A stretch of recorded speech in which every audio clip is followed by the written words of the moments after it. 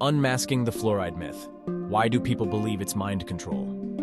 Fluoride has been a cornerstone of public health initiatives for decades, added to water supplies across the world to protect dental health. But alongside its well-documented benefits lies a bizarre, persistent conspiracy theory. Some people believe fluoride in drinking water is a tool for mind control. How did this idea gain traction? Why does it continue to thrive, despite mountains of evidence to the contrary? Today, let's explore the origins, psychology, and societal impact of this myth while delving into what it reveals about modern thinking and misinformation. Fluoride's story begins with its groundbreaking impact on dental health. In the 1940s and 50s, scientists discovered that communities with naturally occurring fluoride in their water experienced significantly lower rates of tooth decay. This finding led to the practice of adding controlled amounts of fluoride to public water supplies, a move backed by major health organizations like the World Health Organization, WHO, and the Centers for Disease Control and Prevention, CDC. Fluoridation became a cost-effective, accessible way to improve public oral health, especially for populations with limited access to dental care. Since then, numerous studies have verified the safety and efficacy of water fluoridation. In fact, the CDC lists it as one of the top 10 public health achievements of the 20th century. Yet for all its merits, fluoride has faced waves of organized resistance, leading to one of the most pervasive health-related conspiracy theories in history. The roots of the fluoride myth can be traced back to the Cold War era, a time riddled with fear and paranoia. Public anxieties about communism reached fever pitch, giving rise to a slew of conspiracies about supposed government control tactics. Water fluoridation, introduced during this tense period, became an easy target. Political groups opposed to fluoridation claimed it was a communist plot to pacify the American public and erode their free will, claims that had no basis in fact but resonated with Cold War tensions. Key figures in the anti-fluoride movement, often from fringe political or pseudoscience organizations, further weaponized public distrust. Over time, these claims expanded to include bizarre notions of neurological manipulation, linking fluoride to everything from reduced IQ to outright mind control. While the Cold War paranoia that sparked these fears has long since faded, the fluoride conspiracy remains alive and well. Why? Because the story has evolved to adapt to new fears and societal shifts. In the latter half of the 20th century, fluoride skeptics began connecting it to the broader narrative of Big Brother and the New World Order, a supposed global elite using water to subdue and control populations. More recently, the internet era has reinvigorated movements like these. Today's claims include pseudoscientific assertions that fluoride causes brain damage or is part of a large-scale effort by governments and corporations to poison or control the population. Social media platforms, rife with misinformation and echo chambers, amplify these baseless ideas, presenting them alongside legitimate concerns and making it harder for the average person to discern fact from fiction. At its core, belief in the fluoride conspiracy and conspiracies in general is deeply psychological. Humans are wired to fear the unknown, and the concept of unseen substances being deliberately added to something as essential as water can easily trigger anxiety. Unsurprisingly, cognitive biases play a large role here. Confirmation bias leads individuals to seek and accept evidence that supports their preconceived fears about fluoride, while dismissing contradictory, science-backed data. Additionally, the allure of simplicity is a driving force. Conspiracies provide easy explanations for complex challenges, such as eroding public trust, declining health, or governmental mismanagement. It's far simpler to believe that fluoride is a deliberate means of control, rather than confront systemic issues like wealth inequality or healthcare inequities. Another major piece of the puzzle is widespread mistrust in government and large organizations. History offers plenty of examples that justify skepticism, such as unethical experiments like MKUltra, or public health disasters like the Flint water crisis. When institutions fail, or appear to fail, citizens develop a general sense of wariness that extends beyond the original incident. Even if fluoride programs are well documented and proven safe, this underlying suspicion makes it easier for myths to flourish. Similarly, media sensationalism has played its part. Over decades, movements against fluoride have been dramatized in tabloids, documentaries, and even fictional films. These portrayals, even when intended as satire, can leave lingering impressions on the public. Paranoia, once planted, can be hard to uproot. In the 21st century, social media has become a breeding ground for misinformation. Platforms like Facebook, Twitter, and Reddit enable fringe theories to gain vast audiences, often aided by algorithms that prioritize engagement over accuracy. Anti-fluoridation campaigns thrive online, where unchecked claims about fluoride's dangers circulate and fuel fears.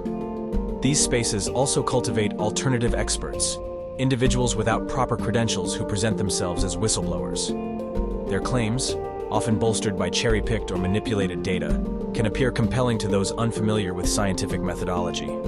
For believers, engaging in online communities creates an echo chamber effect, reinforcing existing fears and making it even harder to consider opposing evidence.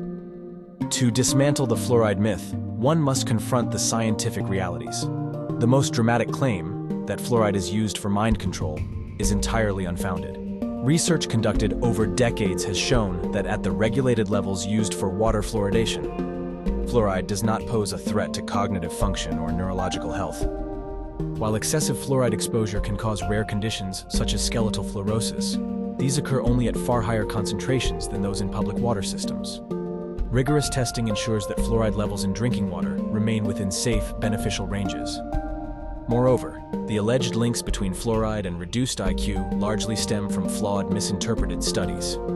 Many of these are conducted in regions with naturally high fluoride levels, far above those in fluoridated water supplies, and involve conditions not comparable to public health contexts. The benefits of fluoridation are well documented and profound.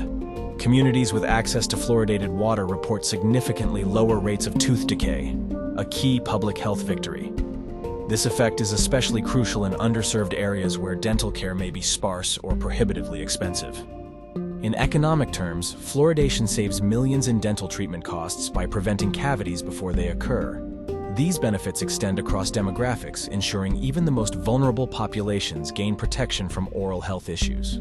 Scientific organizations like the WHO, CDC, and the American Dental Association, ADA, stand firmly by the use of fluoride, recognizing it as a vital tool for global health initiatives. This raises an important question. Why do people cling to conspiracy theories like this one? Often, the driving force behind such beliefs is a desire for control in an uncertain world. Global crises, societal shifts, and technology's rapid evolution can leave people feeling powerless. Conspiracies offer a sense of clarity and validation, appealing to those who feel left behind or skeptical of mainstream narratives. There's also a false empowerment in believing you know the truth that others ignore. By rejecting consensus, conspiracy theorists position themselves as smarter or more informed, creating an inherent appeal. It's critical to recognize the difference between healthy skepticism and falling victim to misinformation. Asking critical questions about public health initiatives, including fluoridation, is reasonable. Scientific inquiry thrives on questioning assumptions. However, skepticism must be grounded in evidence rather than fear or distrust.